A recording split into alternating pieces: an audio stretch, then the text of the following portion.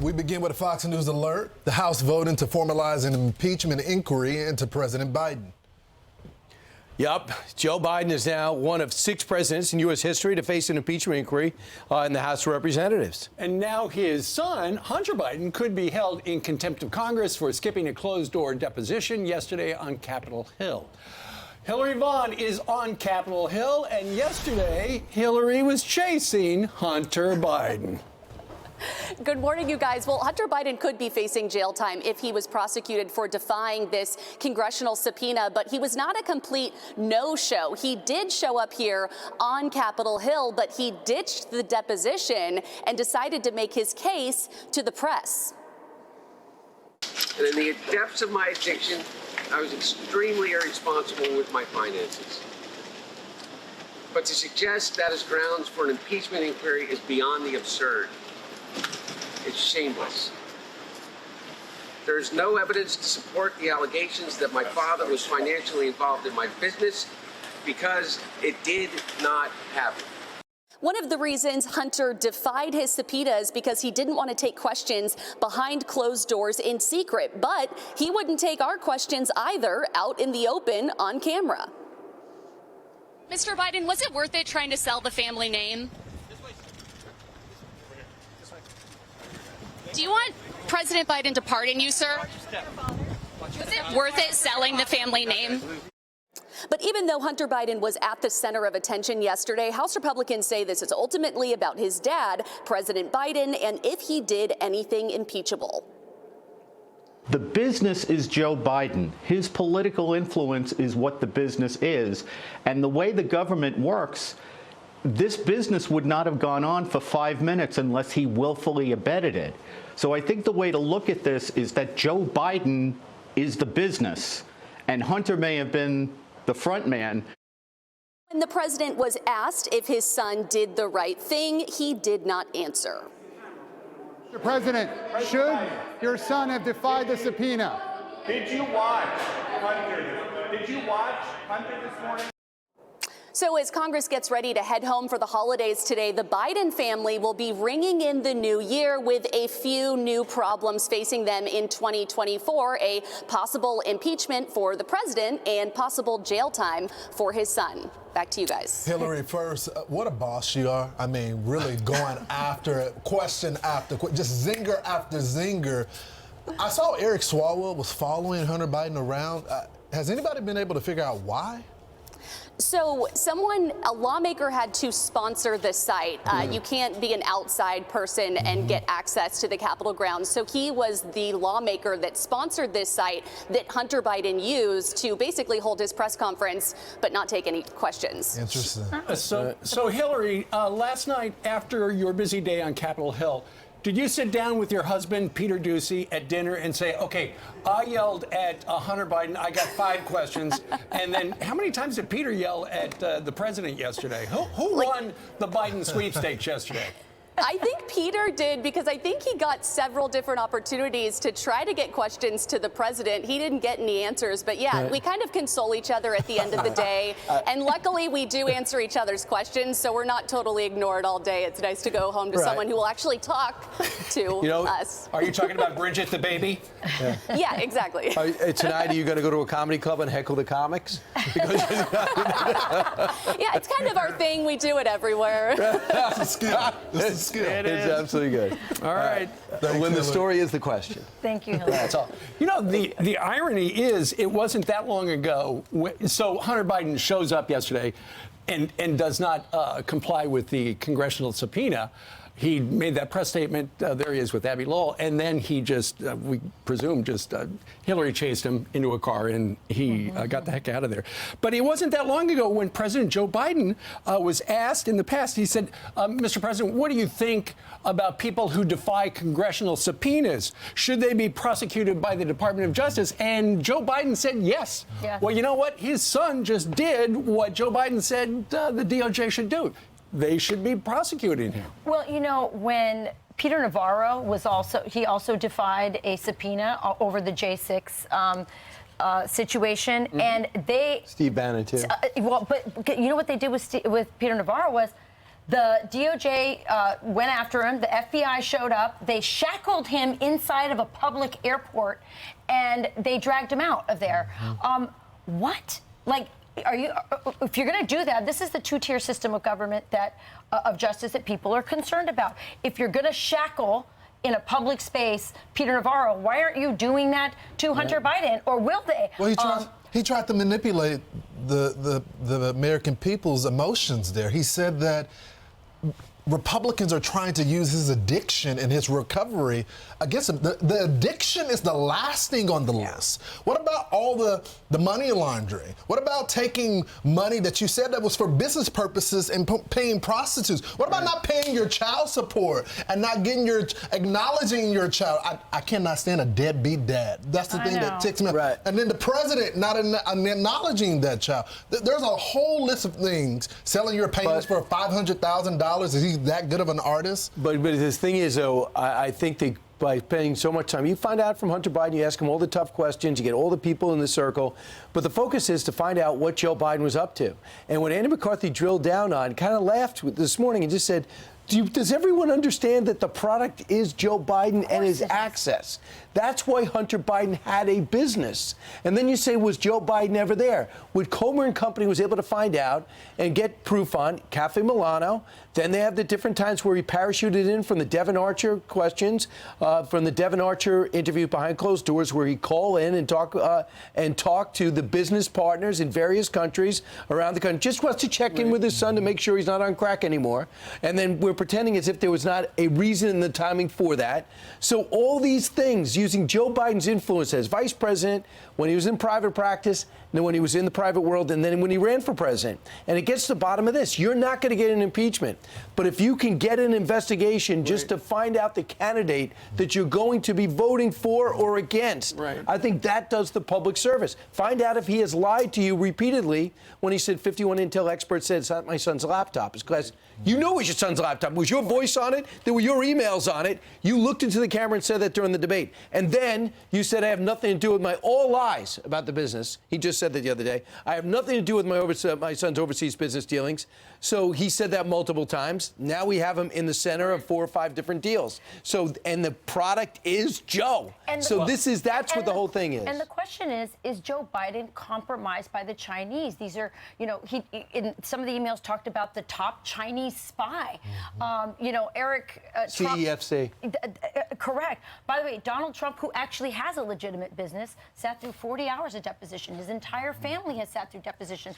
Eric Trump was on Jesse Waters last night. He said, go through my laptop. You'll find photos of cute kids, not prostitutes, hookers, and emails that say the 10%, and then later find out that there's a check for 10% to Joe Biden. I mean, come on. That they were in business before the president was in the White House as well. Right.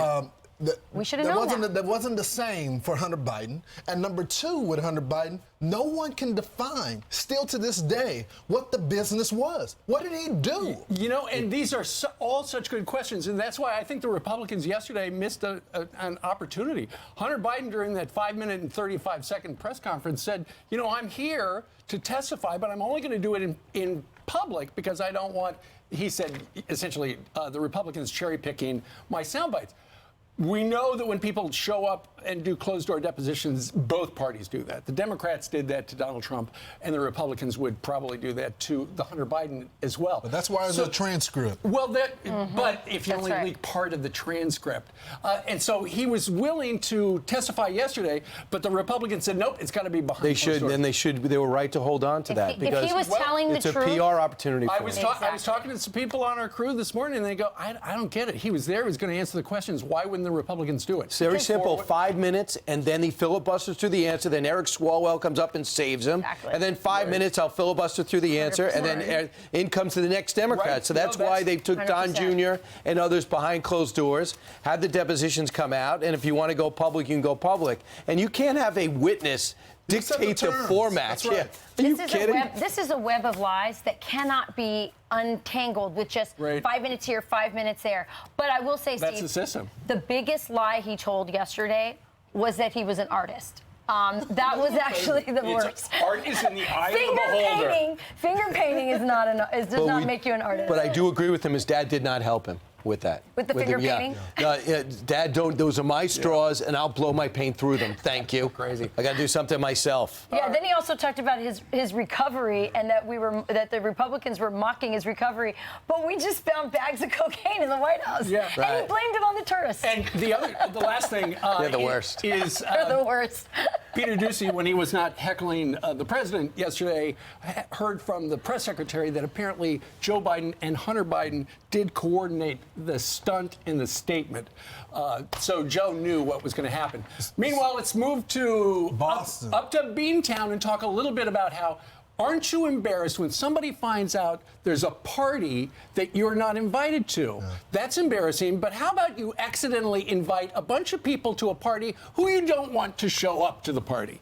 And that is what happened by that woman, the mayor. Yeah. So, it was a racist Christmas party. Let's just call it what it is. She had a racist Christmas party where basically Steve and Brian, you guys would not have been invited. I know, but what's worse is we're being taunted by not being invited. And it's not because it's not a height requirement. It's not because we don't live in Boston. It is because of the color of my skin. It's just not enough pale, melanin. Brian. Right? What? Not enough melanin. Right. I blame my parents. And again, it's hurting me when it comes to Boston Christmas parties. So this email went out. The subject line said, elected. Go ahead, weigh in on it. Elected of color holiday party tomorrow. And then it said, honorable members, on behalf of Mayor Michelle Wu, I cordially invite you and a guest to the Electeds of Color holiday party. Then, as it turns out, the problem was it was sent to all the members of the city council. 6 are minority and 7 are white. And so they sent back, essentially they sent an apology, kind of, to the white members and said, hey, sorry you got that. You're not invited. And it wasn't like, you're not invited, come anyway. No, it's, you're not invited, don't come. Yeah, we're sorry that you found out that we were having a party that you're not invited to because you're white. We made a mistake. For the last You're minute. still not invited. It's so crazy. By the way, this mayor, Harvard grad, but this is what happens when you go through an indoctrination, education that is totally racialized, that's not based on anything else but oppression and victimhood. And then in the process, you take a holiday like Christmas, which is supposed to be about unifying mankind, right? And womankind. And women, okay, you're really inclusive today. You might get invited. No, I'm dying for you to weigh in, Lauren. It's person kind. I want you to weigh in. Well, I'm just saying, first of all, her husband is white. I don't understand. Does she know that? Does she know that? Do you not get to bring your spouses to the party? Nope. I mean, and I also think that the holiday season, I made this point before, is that you bring all cultures together and you get to share the different types of foods. Mm-hmm.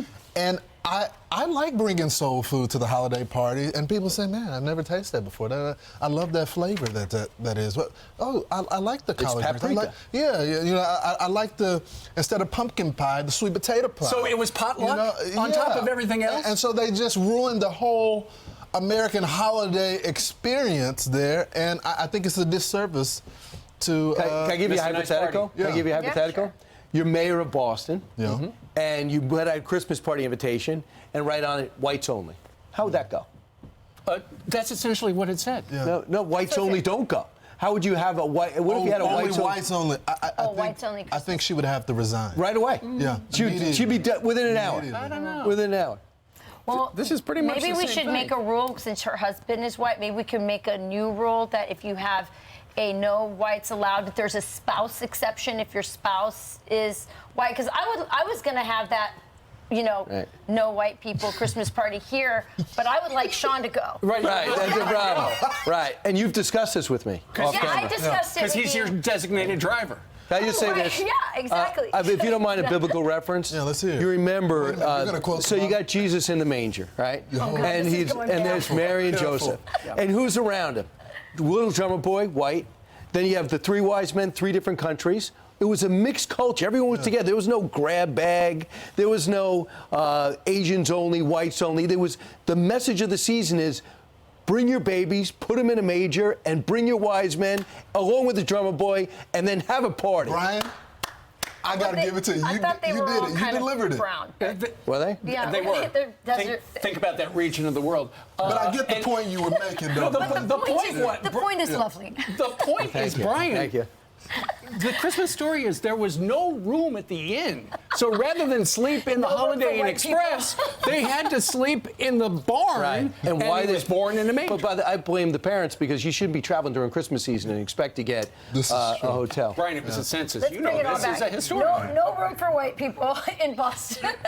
All right, let me do the news before I get thrown off the show. Here now your headlines. Let's talk Russia. Vladimir Putin just wrapped up his year-end press conference, and he says he hopes Washington and Moscow will be able to find answers on 2 detained Americans, including Evan Gershkovich, as well as Marine Paul Whelan. Not that we decline to send them home. No, we want to come to terms, and these agreements must be mutually acceptable. I hope we'll find a mutually acceptable solution, but the American side should also listen to us and make a decision that would be satisfactory for the Russian side also. There's no indications they were even talking, by the way. His remarks come just hours after Moscow court upheld the detention of Wall Street Journal reporter Evan Gershkovich. He will remain in custody until January and has already spent 8 months behind bars, my words, for absolutely no reason.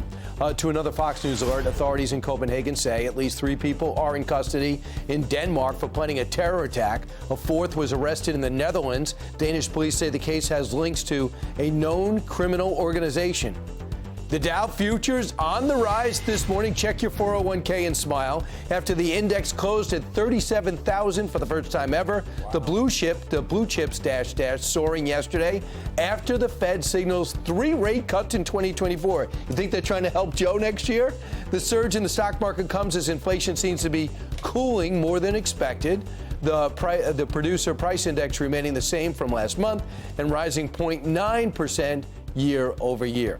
And those, ladies and gentlemen, are your headlines. We'll take all the good news. I just got a message from Stuart Varney, speaking of the economy. He's upset because he said, Brian, there were no drummer boys around the manger. There were drummer. Why? Because it would make the baby wait. I think that was a song. Yeah. Why would they write the song if the drum boy wasn't there? Added later. Yeah. You can't just say, let's write a song about somebody who wasn't Brian there. Kilmeade, Listen, I always trust, when it comes to religion, I always trust Brian. Brian Thank you. But guess who? If Ainsley turns an ankle, they ask me to fill in as host of Bible study. Right? I'm going with a drink. I'm Steve Ducey. I'm Brian Kilmeade. And I'm Ainsley Earhart. And click here to subscribe to the Fox News YouTube page to catch our hottest interviews and most compelling analysis.